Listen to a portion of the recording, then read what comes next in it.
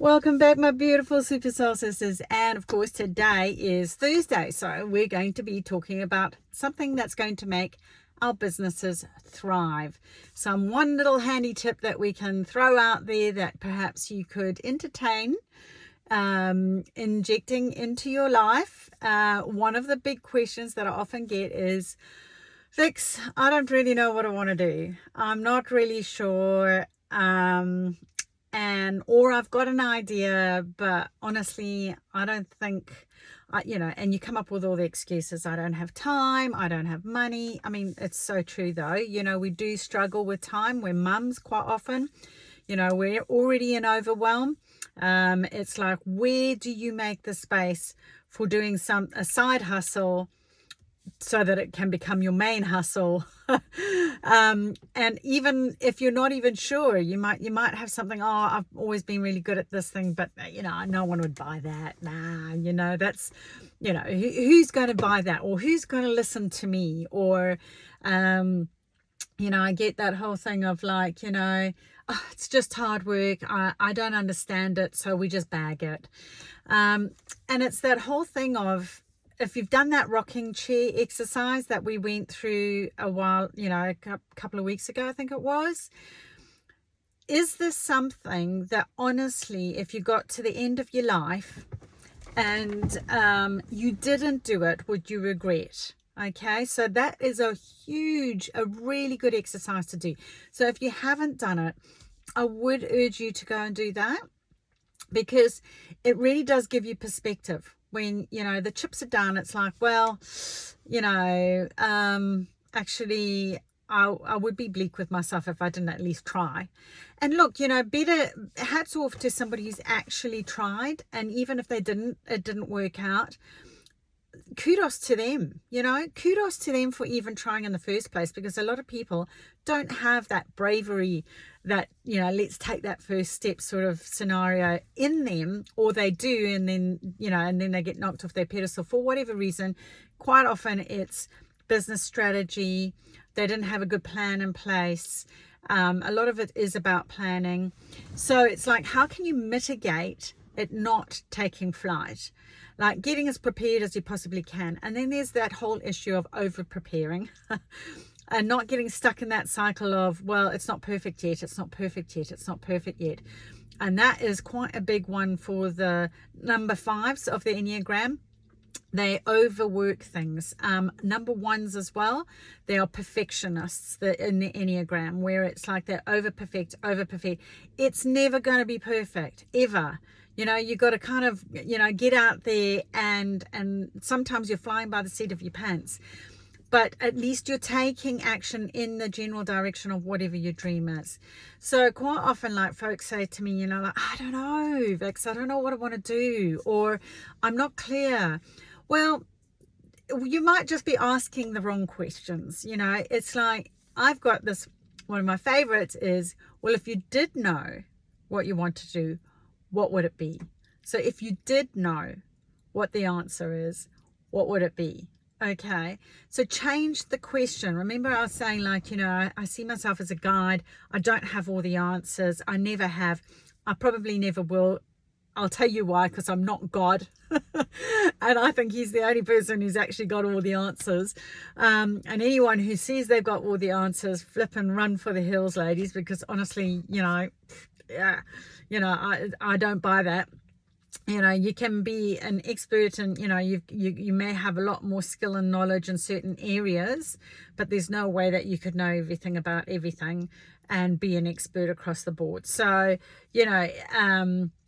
but what I can tell you is that I do know that you've got answers within you, and I ask the right questions. That's the sign of what I would qualify as a good coach, is that they find the right questions that will elicit the right answer that comes out of you, that's going to be for your best advantage, that's going to unlock your true potential, right? And so this is one of the things, is like, if you did know what you wanted to do, what would it be? And then don't dismiss it. It's such a common thing that I find, like, especially ladies do. Oh yeah, but And then they got the big butt shoes. Remember I was telling you about, you know, do our butts get in the way of things? Like if you got your big butt shoes on and you're like, no, but I can't do it. No, but I don't have time. No, but I don't have the qualifications. No, but I don't have the money. No, but, you know, no, no, no.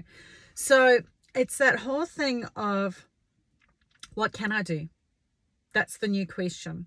What can I do right here, right now, in order to take the first step, to do something that is going to be in alignment with what I really do want to do with my life? Maybe, you know, it's what my true core is, my real reason for being here.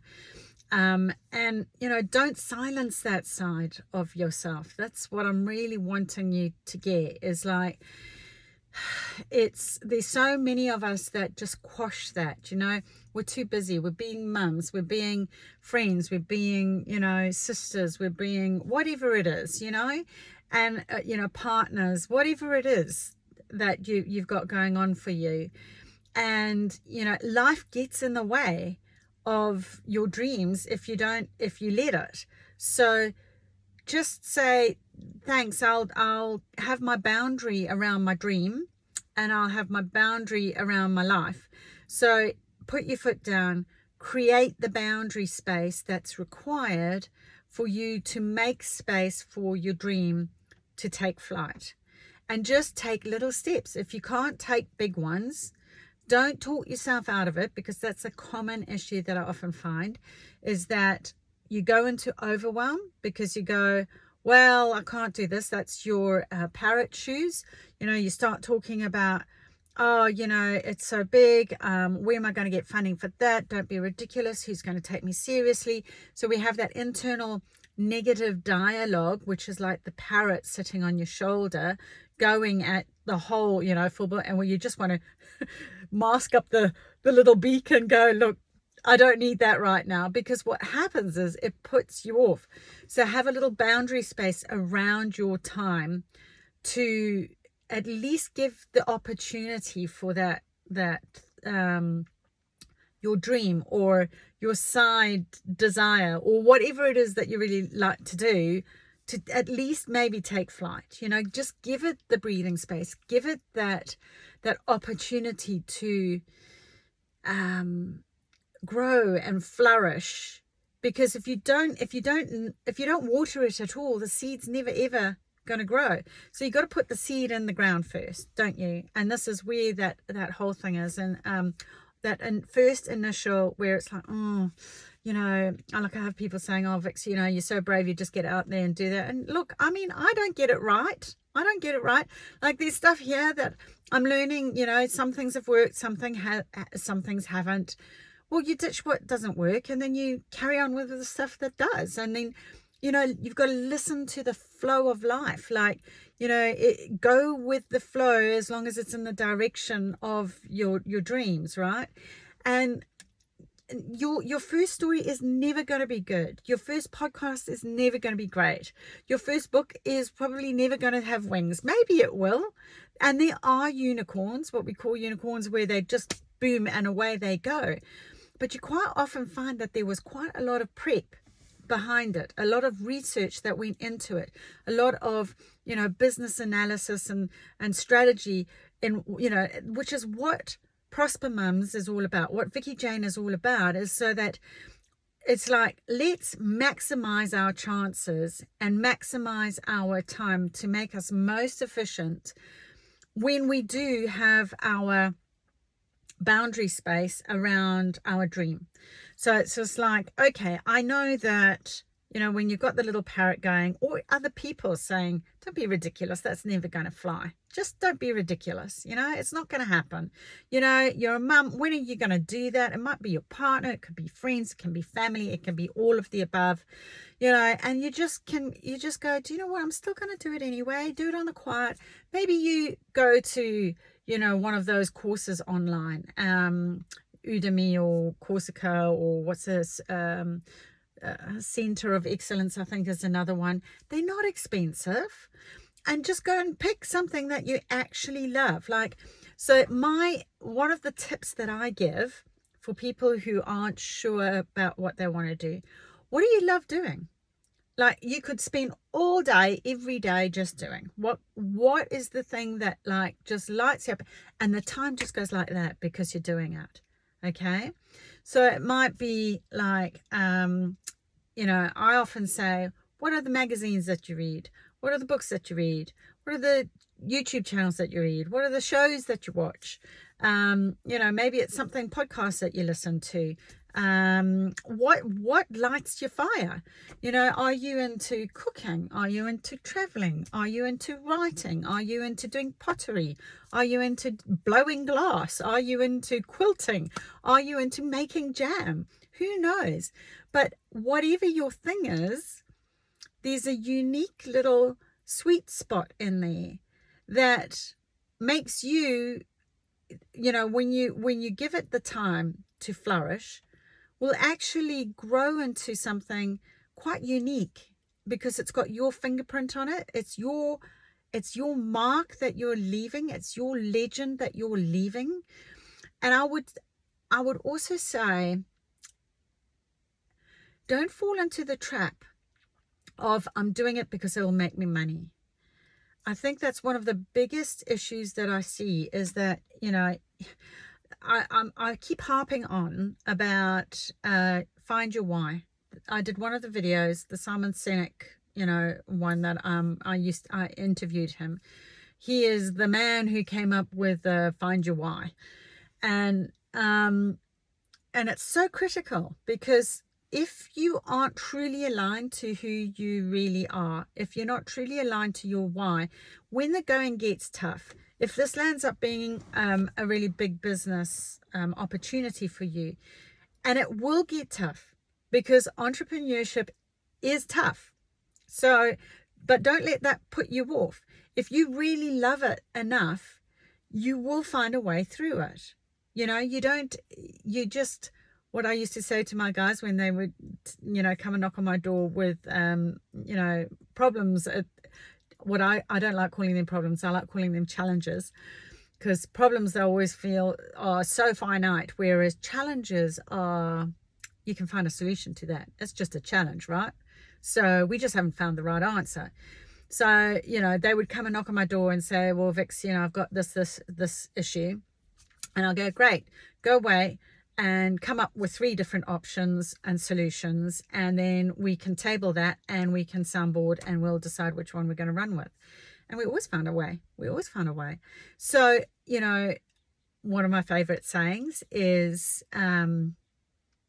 if you're knocking on the door and you keep getting no's, you're just wrong. You're just knocking on the wrong door. So you just got to keep on knocking. All right. Now, I'm not saying pester people literally, okay? I'm just saying don't take the first no or the first 100 or even the first 1,000 no's as this isn't possible.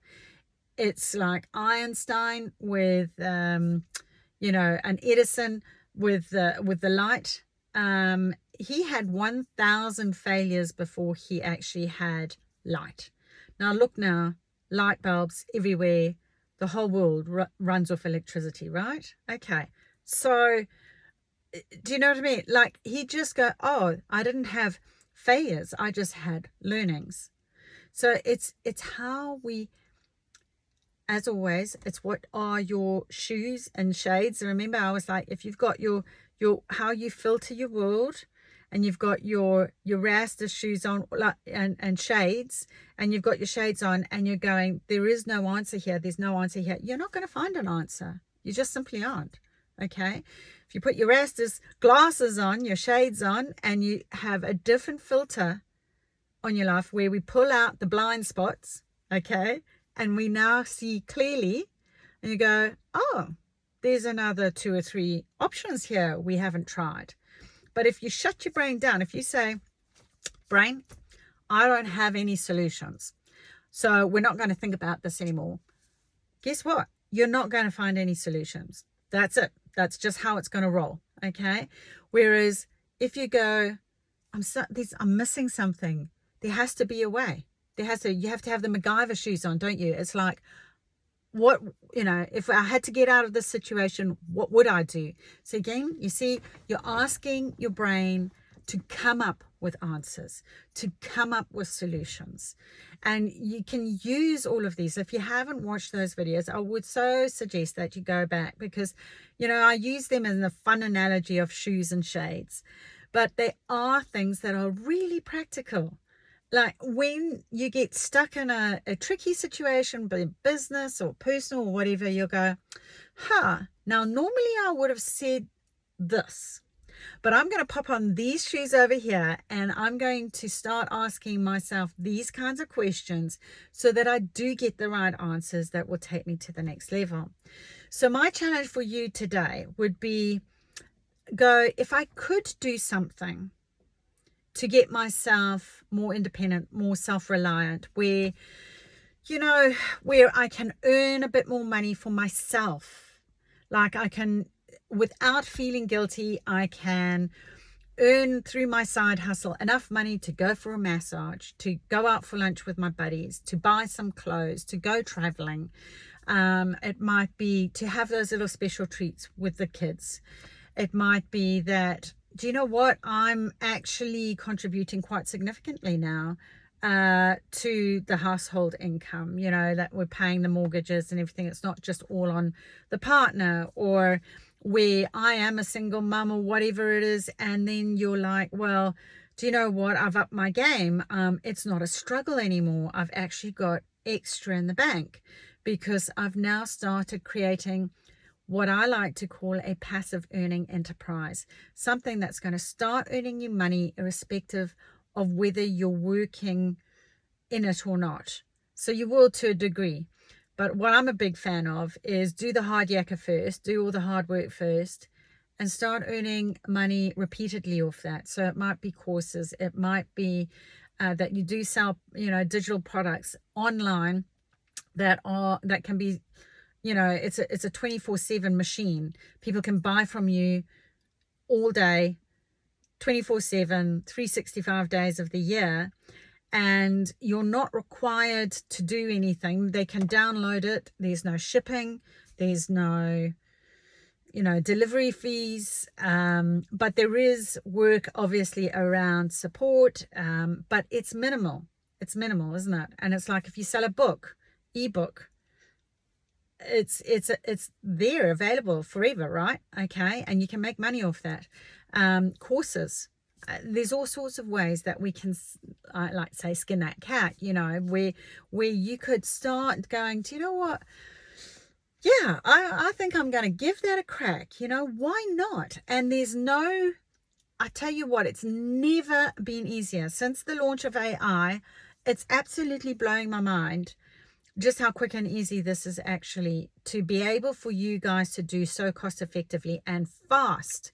In the days of, I used to have my own web studio, and it would be, they'd come and have a discussion with us. You still do this. Give us a quote for what we actually want to do. Then it'll be how much to do once it's actually built. It'll take 3 to 4 weeks to build a website, sometimes longer, up to 6 weeks. Then it goes live. Now you've got to market it. It's thousands, and that puts people off. Now with AI, no kidding, like I'll be teaching this stuff. It's mind-blowingly easy. It cuts out all of that. You've got your own virtual team.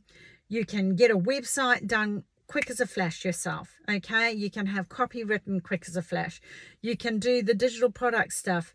I mean, I wouldn't say it's completely easy because it's still early stages, but man, it saves you money, and it happens in the blink of an eye. So you can be up and running, and just having something little running on the side could be one page with whatever it is that you're promoting. It might be a yoga class. It might be a video with a breathing technique, with all my ERT stuff that I do, my emotional resilience toolkit stuff. That's all that. They're all little videos that anyone could purchase whenever it suits them. And it's something that's going to help with people's anxiety, with their breathing, with their stress levels. It's a legacy that I can leave for me, my children, mums who buy it, and their kids forever and ever. And it's done. It's like that. Those are the techniques. You can choose which one works best for you. You can use it 24/7. I'm helping people whether I'm awake or not, you know, and it doesn't matter, you know. It's like, yes, some will buy, others won't, you know. It's one of those things, but it's just making space for that possibility. So back to my question, if you did know what you wanted to do, what would it be? I hope you found that useful. Okay, lovely ladies, have a delightful day. Namaste.